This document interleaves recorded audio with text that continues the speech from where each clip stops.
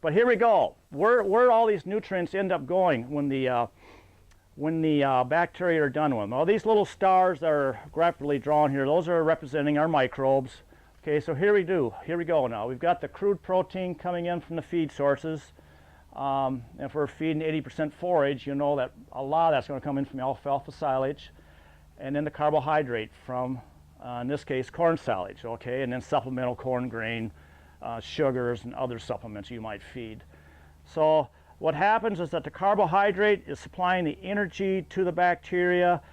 This crude protein, a large share of that's going to form into a nitrogen-free protein state, free ammonia, free nitrogen. And so what the bacteria will utilize is production of these volatile fatty acids, where that will get spun off to the liver.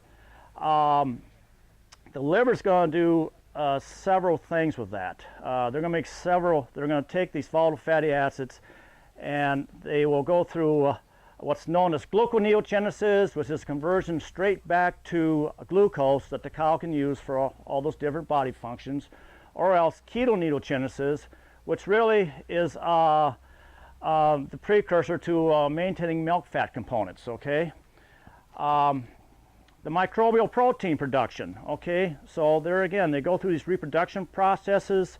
That's used as absorbed protein. That's where your metabolizable protein comes into play, and then milk production, maintaining your milk protein component, okay? Excess protein, unfortunately, if we're feeding too much protein in a ration, that goes to the liver, eventually off to the kidneys, and now we get eliminated as urine.